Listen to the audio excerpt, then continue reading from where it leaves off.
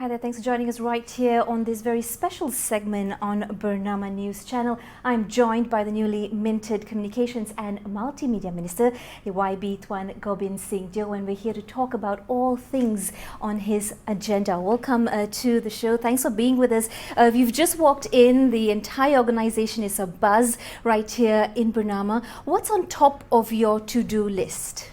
We've got the first 100-day project, and I've said the push for media freedom is on the top of the agenda, which means that we have to relook the entire structure of how it is the media reports are done. I think there are laws that we have to look at as well, and in addition to that, we have got to look at infrastructure.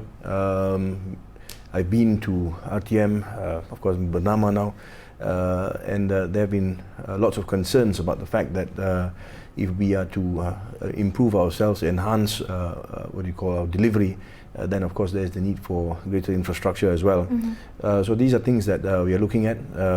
I've also stated openly from the very outset that I'll be looking into problems with broadband, whether or not we can try and improve on delivery speed. There's also concern about costs.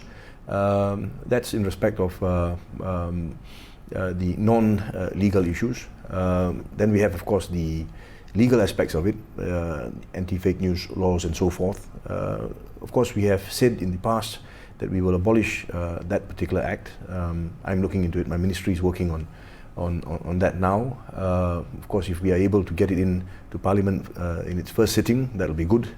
We are trying to do that now. That's the focus for now. But in addition to that, of course, there are concerns about how it is we regulate speech. There is no such thing as freedom without any limits. In fact, the Constitution says it, that there's freedom of expression, freedom of speech and so forth. But there are limits, and I think laws which pinch on speech at this point in time have to be reviewed, and I think they have to be tweaked so that we can achieve the real intent of legislation, which is to regulate speech reporting of the media, but only to the extent which is necessary. So I think that seems to be the focus of my ministry in the first 100 days. We've already been through nearly 2 weeks now. I think the time is getting shorter, but we are working on it. That's right. I hope to be able to deliver within the 100 days, at least some of the promises that we have made. Yeah. We've got the MCMC, and of course you've got the Act as well, the 1998 Act, which you have very firmly said that will be reviewed, and also perhaps hopefully to add on new and improved laws as well on that. We come to the point of media reporting and freedom of speech. How far are you willing to push that boundary and barrier? How committed are you to ensuring that we do in fact a guaranteed freedom of speech? There's a distinction to be made between reporting fake news as opposed to reporting news which is true in substance but has a critical impact on a particular organization or even on the government of day. So I think these are two separate things that we have to look at. Fake news, of course, at the end of the day, is something that we have to deal with because it's fake. There are currently laws in place which allow either criminal action to be taken or even civil action. So that's one aspect of it. The second aspect of it is, of course, when you talk about journalism generally, the question is, what can a reporter do? A reporter understands that there is an issue which is of great concern, not just to Malaysians, but something that's been reported globally. That reporter then takes it upon himself or herself to look to the facts, finds facts which are critical of certain individuals, puts up his report, but sends it to the editor and finds that at the end of the day what is published is completely different. Is something that does not relate to the reader, what it is the reporter wanted to push through to the masses. That's the question, isn't it? So to what extent are you going to censor material which is relevant? I think that is a challenge. But as I said earlier, and I repeat again, and this is something that Dr. Sri Anwar Ibrahim said a few days ago as well, you have to look at the media as being the voice of the people. The media plays a very important role in ensuring there's check and balance. and also ensuring that leaders of the day are accountable and that they answer to members of the public. So I think this is where we need to be able to ensure that what is an accurate and fair, balanced report of a particular factual circumstance should be allowed to be reported, and I think we should try and push that agenda as much as we can. You have also has said this before, and at large people do agree as well, YB, that the quality of reporting is compromised or has been compromised. With those floodgates, so-called, unofficially opened now, how would you perceive if news reporting was then one-sided towards PH and coming away from BN, as opposed to how it used to be before, where it was pro-BN and less on the opposition? I mean, how would PH handle that moving forward? Would you still be fair in saying that there is justice and equality for news reporting and freedom of speech? I said earlier in my speech upstairs that I know what it's like to be on the other side. So we have been there. We know what happens when you have the media pushing ahead with only news that favor a certain group of people, you know. And if you look at what happened in on the 9th of May, it goes to show you that at the end of the day, people want accurate reporting. Yes. It does not matter which party the report favors, but I think at the end of the day, what is important is to get information to the masses.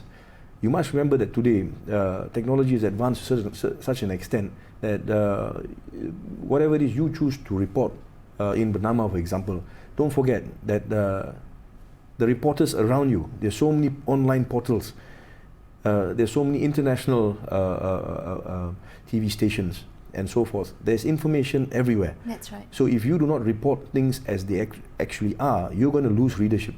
People are going to turn to other sources of information. And if you continuously choose to turn a blind eye towards it, you don't respond to it, ultimately you will have a situation where people will come up and say, look, as far as we're concerned, we do not accept that. So the starting point is to understand that we want to build an informed society. We want our people to understand and to know the issues for what they are, accurate information, and at the end of the day, I think that's what I'm going to try and push through. It is not going to be an easy task, if I may say, to get the old hats to put on a slightly newer hat in terms of their mindset and outlook. How are you going to encourage these segment of people to change perhaps their perception? I think you've got to look at the wave. You know, sometimes you don't want to change, but the strength of the wave forces you to change. Because if you don't change, as I said earlier, you can report whatever you want. And if your report is lopsided, it's not truthful, or it suppresses certain facts, remember that the report on the channel right next to you is going to give an accurate report of what's actually happening. And I think that's where readers will be able to see for themselves. So it's not a question of people wanting to change or not. You have to move with the times. If you want to move ahead, you have got to make that decision. If you are not prepared to change, then you're going to remain at the same place. And at the end of the day, you're going to be left years behind. And of course, you're going to lose readership and subsequently relevance in the media world. What would you like to see at the end of your short term or long term, but at the end of this first term, what would you like to see the results perhaps that you might have achieved? What would you like to change, in other words? The first challenge would be, of course, and I think this is something that will take time, is to have a change in mindset. You have got to get people working with you, so that when you talk about freedom of press and you talk about a complete change in media outlook, these things take time. There are lots of things involved. You've got cost factors, you have got content factors, you have got presentation factors, there's a whole vast area that you have to look at. So it's going to take time. But what I need to do is I need to make sure that I have a team that works together, and at least at the end of the day, I can say that we have delivered insofar as we can, freedom for the press to report things as they are, as balanced as they are, as truthful as they are, And of course, at the same time, there are regulations enforced to ensure that there is no abuse, and where there is abuse, then swift action can be taken. I think that's what I want to achieve. With everything unfolding at such speed, do you feel overwhelmed with what has happened and what is to come? That's a good question. Yes, things are moving very fast. But as I said earlier, this is the wave, you know. You either move with it or you get left behind. That's right. You've also, you know, done us Malaysians at large proud by being the first Sikh minister outside of India, within Asia, and of course, especially Malaysia as well. Yes. What does this mean for those with smaller numbers in terms of, you know, those voices that need to be heard in minorities? Well, I think if you put your mind to it and you work hard, you can achieve your dreams. You know, and at the end of the day, we've been in the opposition for as long as you can imagine, you know, but I mean, you don't give up, you carry on, and you remember that at the end of the day, you are doing this for the people of Malaysia, and you want to do this because you want to improve things in this country. You want to make Malaysia a better place. You know, you understand that the future of this country lies in your hands as well. You are responsible. So, you know, you have to do something, you have to stand up, rise up to the occasion. And I think if you work hard at it, this is something that you can achieve. And we saw it on the 9th of May. And yeah, as you said, I'm happy to be involved in that historic moment, and especially becoming the first Sikh minister in Malaysia.